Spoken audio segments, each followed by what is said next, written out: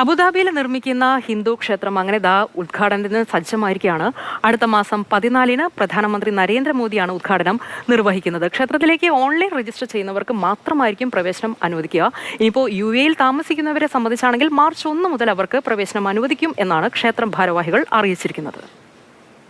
ഫെബ്രുവരി 14-ന് ഉച്ചയ്ക്ക് ശേഷമാണ് പ്രധാനമന്ത്രി നരേന്ദ്രമോദി അബുദാബിയിലെ ശിലാക്ഷേത്രത്തിന്റെ ഔദ്യോഗിക ഉദ്ഘാടനം നിർവഹിക്കുക. രാവിലെ നടക്കുന്ന പ്രതിഷ്ഠാ ചടങ്ങുകൾക്കും പൂജാകർമ്മങ്ങൾക്കും ശേഷമാകും ഉദ്ഘാടനം.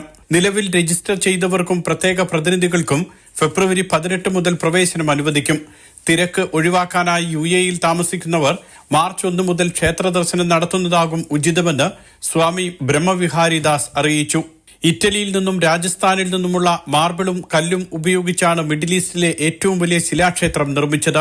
If you see the mandir, the exterior is pink sandstone from Rajasthan. It is carved in Rajasthan and brought here. And on the interior of the mandir, you will see Italian Carrara marble. This marble is built is a element that can actually last for 1,000 years. Abu Dhabi ഭരണകൂടം നൽകിയ 27 acre സ്ഥലത്താണ് ക്ഷേത്ര നിർമ്മാണം. 13 ഏക്കറിൽ ക്ഷേത്രവും അനുബന്ധ നിർമ്മാണ പ്രവർത്തനങ്ങളും പൂർത്തിയാക്കി. 14 ഏക്കർ സ്ഥലത്താണ് പൂന്തോട്ടവും പാർക്കിംഗും അടക്കമുള്ള അടിസ്ഥാന സൗകര്യങ്ങൾ ഒരുക്കിയത്. 7,000 കോടി രൂപയാണ് ക്ഷേത്രത്തിന്റെ നിർമ്മാണ ചെലവ്. ക്ഷേത്രത്തിൽ അവസാന മിനുക്കുപണികൾ പുരോഗമിക്കുകയാണ്. BAPS ഹിന്ദു മന്ദിറിലേക്കുള്ള പ്രധാന പ്രവേശന കവാടമാണ് ഇത്. ഗംഗയ്ക്കും യമുനയ്ക്കും ഇടയിലൂടെയാണ് ക്ഷേത്രത്തിലേക്ക് പ്രവേശിക്കുക. ക്ഷേത്രത്തിൽ നിന്നും Musheer കൊടിയിലിനൊപ്പം Suresh Velimuttam, Mathrubhumi news.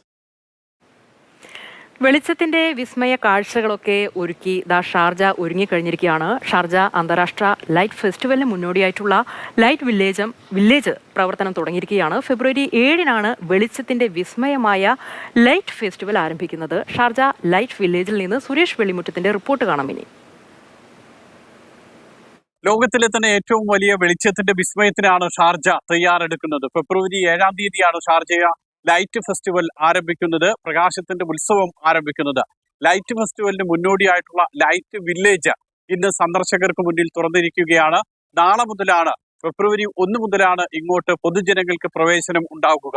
Sharjah tourism ഡിപ്പാർട്ട്മെന്റിന്റെ ചെയർമാനാണ് ഔദ്യോഗികമായിട്ടുള്ള ഉദ്ഘാടനം നിർവഹിച്ചിട്ടുള്ളത്.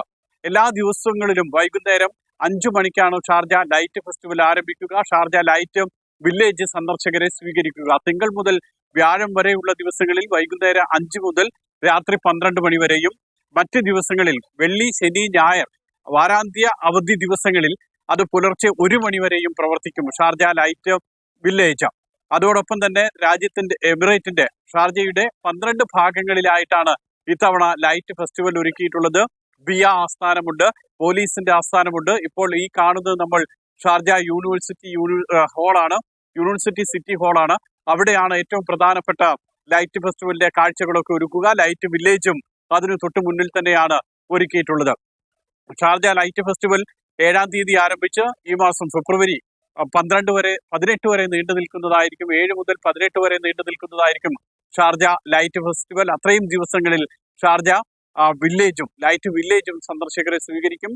അവിസ്മരണീയമായിട്ടുള്ള ഒരു കാഴ്ചയാണ് സന്ദർശകർക്ക് ഷാർജ ഇത്തവണ ഒരുക്കുന്നത്. റിഫ്ലക്ഷൻ എന്നുള്ളതാണ് തീം. അത് സന്തോഷത്തിന്റെ, ഇവിടെ വരുന്ന സന്ദർശകരുടെ സന്തോഷത്തിന്റെ, ഷാർജയുടെ സംസ്കാരത്തിന്റെ ഒക്കെ ഒരു പ്രതിഫലനമായിട്ടാണ് റിഫ്ലക്ഷൻ എന്ന തീമിൽ വെളിച്ചത്തിന്റെ വിസ്മയം ഒരുക്കുന്നത്. ഷാർജയിൽ നിന്നും മുഷീർ കൊടിയിലിനൊപ്പം സുരേഷ് വെളിമുറ്റം, മാതൃഭൂമി.